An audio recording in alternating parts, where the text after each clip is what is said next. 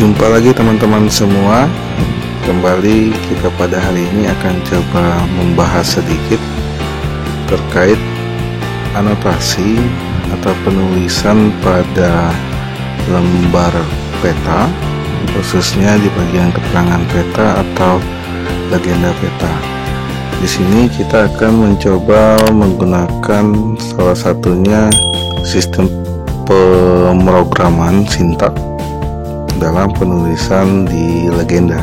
Jika teman-teman perhatikan pada peta yang pertama ini, pada penulisannya mungkin teman-teman bisa melihat ini adalah penulisan yang biasanya. Kemudian apabila teman-teman perhatikan juga pada peta yang kedua, teman-teman akan melihat perbedaan pada penulisan pada peta yang pertama, di mana perbedaan tersebut terlihat dari adanya huruf-huruf yang dibuat dalam bentuk cetak tebal atau bold, sedangkan di peta yang pertama hal tersebut tidak dilakukan. Oleh karena itu, materi pada kali ini akan membahas bagaimana membuat tulisan pada legenda ataupun keterangan peta itu dalam cetak tebal, garis miring ataupun garis bawah, yang saya harap teman-teman bisa mengikuti video ini secara cermat. Di sini kita buka sebuah project, ini sebuah peta layout dalam bentuk layout yang sudah saya susun. Di sini kita akan lebih fokus kepada bagian penulisan. Misalkan biasanya dalam sebuah peta terdapat yang mengesahkan, dinilai oleh siapa, kemudian disusun oleh siapa. Di sini teman-teman ada melihat 3 objek atau 3 pilihan yang saya tampilkan. Di sini untuk penulisan pada objek yang pertama, karena tidak ada perlakuan yang khusus, maka ditulis biasa saja dengan huruf kapital, kemudian tidak ada penambahan bagian yang di bold. Sedangkan pada yang kedua sudah dilakukan bold, tetapi cara penulisannya dilakukan per textbook. Textbooknya dibuat untuk tiap tulisan, tiap kalimat, yang mana karena ini untuk memudahkan kita membuat gaya penulisan dengan cetak tebal yang saya maksudkan tadi.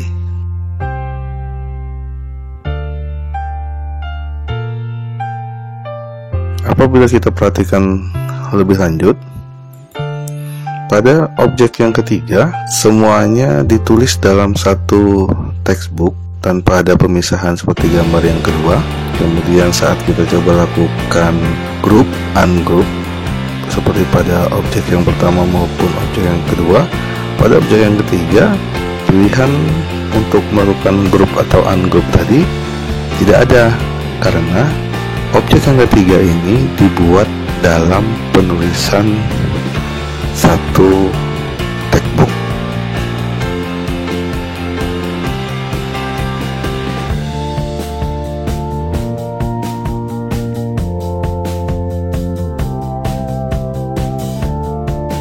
Kenapa hal itu bisa? Coba teman-teman perhatikan perlakuan khusus yang dilakukan pada objek yang ketiga, di mana ditambahkan penulisan sintak dengan tanda-tanda penulisan tersebut, sehingga objek pada gaya penulisan yang ketiga dapat dilakukan. Ini kita contohkan satu, kita buat seperti gaya penulisan pada yang pertama, objek yang pertama, tetapi kita coba menirunya seperti pada objek yang kedua. Mohon maaf, pada objek yang ketiga. perhatikan penulisan sintak yang saya lakukan. Bagian mana yang harus saya lakukan cetak tebal, bagian mana yang saya tulis dengan huruf kapital, dan bagian mana yang saya tulis dengan awalannya adalah huruf kapital.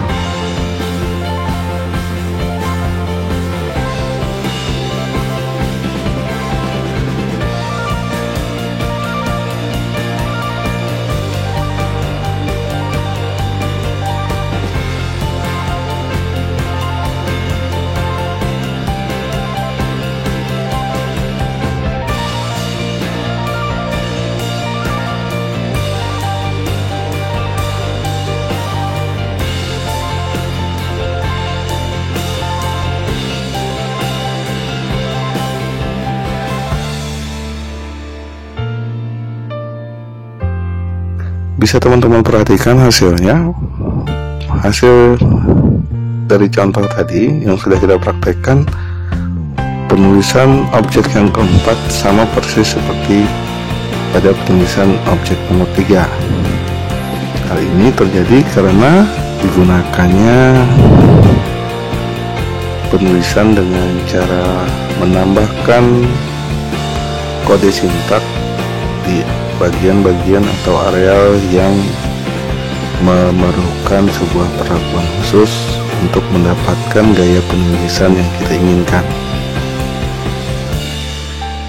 Kita kembali kepada contoh selanjutnya. Di sini saat kita membuat sebuah peta geologi, salah satunya kita dihadapkan dengan istilah-istilah ilmiah, yang mana istilah-istilah ilmiah tadi memerlukan gaya penulisan tersendiri, mana yang harus dilakukan dengan penulisan huruf miring, mana yang ditulis dengan adanya penekanan pada garis bawahnya, dan mana yang menggunakan kondisi dalam gaya penulisan cetak tebal. Teman-teman bisa perhatikan pada properties textbook ini ada penambahan sintak pada tiap awal dan akhir dari kata-kata yang memerlukan perlakuan khusus tersebut. Bandingkan pada legenda endapan lumpur, tidak ada penulisan atau penambahan kode sintak, sehingga hasil dari penulisan legenda ini hanya dalam posisi biasa saja tanpa ada perlakuan lebih lanjut. Sekarang kita coba contohkan. Ini kita memasukkan pada aluvium, legenda aluvium, yaitu untuk memberikan gaya cetak tebal pada keterangan dari legenda ini. Apply, oke.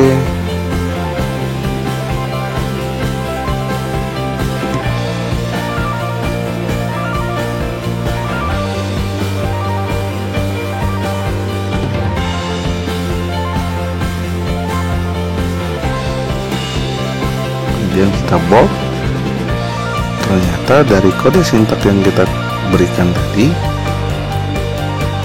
pada awalan keterangan lumpur hanya aluvium yang mendapat perlakuan gaya penulisan cetak tebal.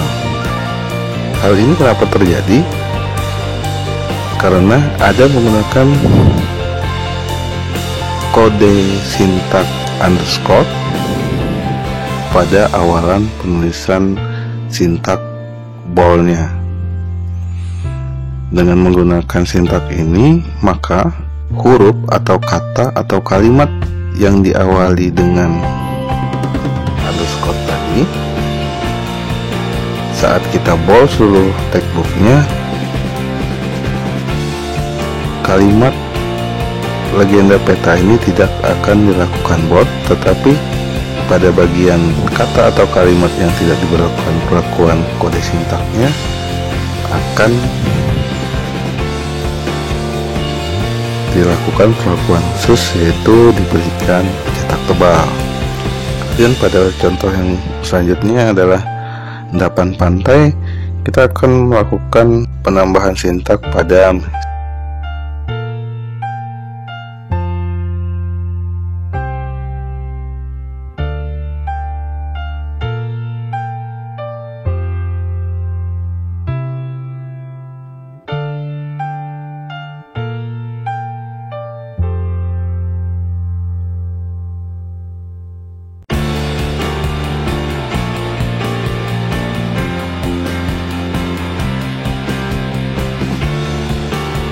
kata lanau, kita berikan ini gaya penulisan miring atau italik.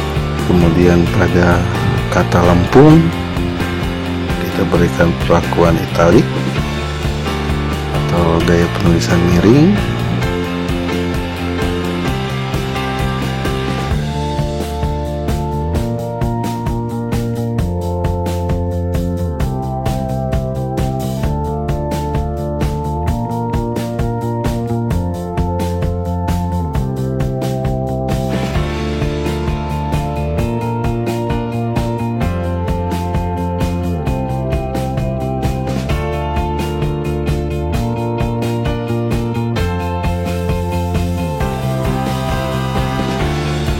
Teman-teman bisa lihat hasilnya, maka kata yang sudah kita berikan kode sintak pada awal dan akhirnya akan berubah sesuai dengan perintah kode sintak yang kita masukkan tadi, yaitu italik atau miring.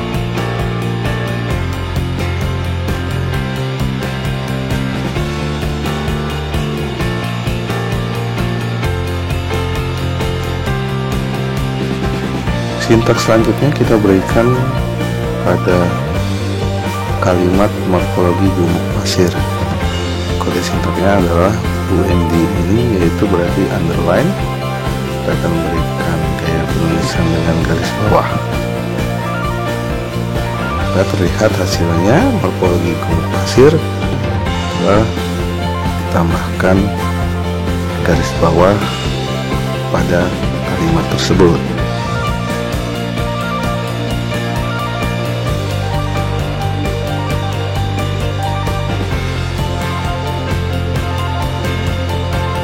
Hal ini tidak akan bisa dilakukan apabila kita bekerja di layout, khususnya di dalam kita menulis sebuah legenda atau keterangan sebuah peta yang memerlukan perlakuan khusus atau perlakuan tertentu dalam menuliskan gaya bahasanya. Karena penulisan pada layout peta tidak sama saat kita menggunakan sebuah Microsoft Word atau aplikasi penulisan perkantoran lainnya. Oleh karena itu, perlunya kita untuk mengetahui banyak cara penulisan dengan menggunakan kode sintak untuk memperjelas maksud dan tujuan dari kata ataupun kalimat yang kita buat di dalam sebuah legenda atau keterangan peta, sehingga akan lebih mudah dipahami maksud-maksud ilmiah atau gaya-gaya penulisan ilmiah yang seharusnya. Demikian pembelajaran kita pada hari ini. Semoga pembelajaran kita atau materi kita pada hari ini dapat lebih bermanfaat untuk membantu pekerjaan teman-teman semua. Terima kasih, sampai jumpa di tutorial selanjutnya.